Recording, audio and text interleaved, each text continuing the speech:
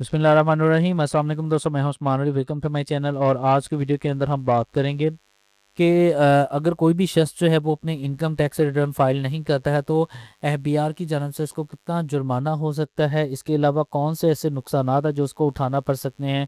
आज के वीडियो के अंदर हम इसी मौजू के ऊपर देखेंगे।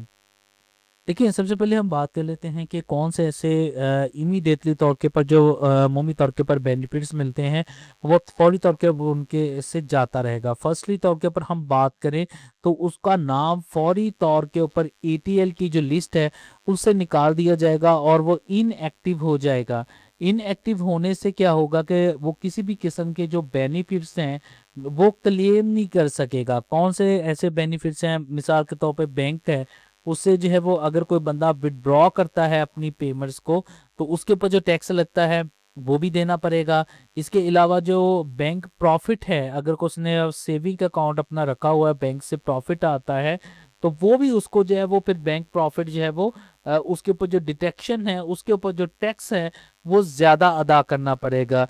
इसके अलावा जो है वो अगर कोई प्रॉपर्टी की खरीदो फरोख्त करता है तो उसके ऊपर भी उसको एक ह्यूज टैक्स जो है वो पे करना पड़ेगा।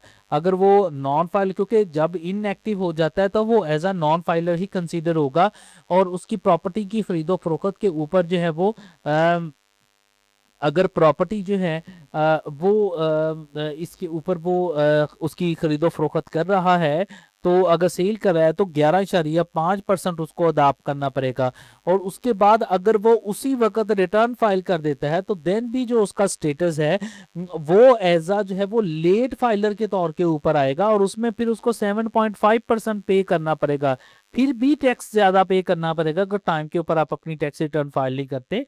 और अगर टाइम के ऊपर की हुई होगी तो फिर 4.5% टैक्स पे करना पड़ेगा।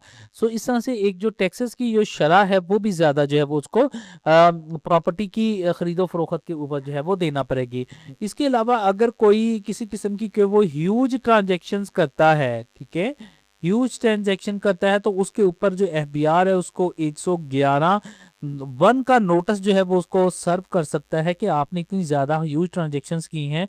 इसके ऊपर जो है वो उसको फिर उससे की क्लैरिफिकेशन मांगी जाएगी और अगर वो क्लैरिफिकेशन के अंदर सेटिस्फाई कर देता है तो ठीक है, अगर सेटिस्फाई नहीं करता है तो फिर इसके ऊपर जो है वो उसको जो पेनल्टी है वो भी उसके ऊपर जो है वो इम्पोज की जा सकती है। उसके ऊपर जो है वो अगर सैलरी पर्सन है तो 10,000 रुपये तक का की उसको की जा सकती है। और इसके अलावा अगर कोई अदर पर्सन है, कोई बिजनेस पर्सन है तो 50,000 रुपये तक की पेनल्टी उसके ऊपर डाली जा सकती है।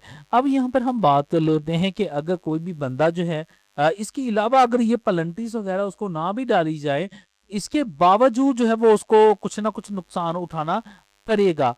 क्या उठाना करेगा कि अगर वो दोबारा जो है वो अपनी इनकम टैक्स रिटर्न जो है मुकर्रर वक्त गुजरने के बाद फाइल करता है तो उसके ऊपर उसको फर्स्ट ऑफ ऑल एटीएल के सरचार्ज पे करना पड़ेंगे। एटीएल के सरचार्ज अगर इंडिविजुअल पर्सन है तो 1,000 है, अगर जो है वो कंपनी है, एओपी है, पार्टनरशिप कंपनी, एसोसिएट पार्टनरशिप है, तो उसके ऊपर 10,000 रुपया उसको जो है वो पेनल्टी पे करना पड़ेगी। और अगर कोई कंपनी है जो केसीसीपी से रजिस्टर है तो 20,000 रुपया तक उसको एटीएल का सरचार्ज पे करना पड़ेगा।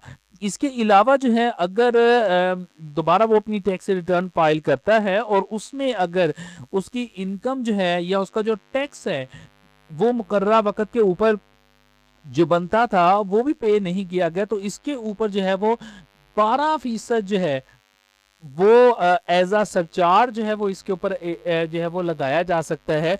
इसके अलावा भी जो है वो पेनल्टी भी लग सकती है, ठीक है। इसके अलावा पेनल्टी जुर्माना वगैरह भी जो है वो इसके ऊपर लग सकता है।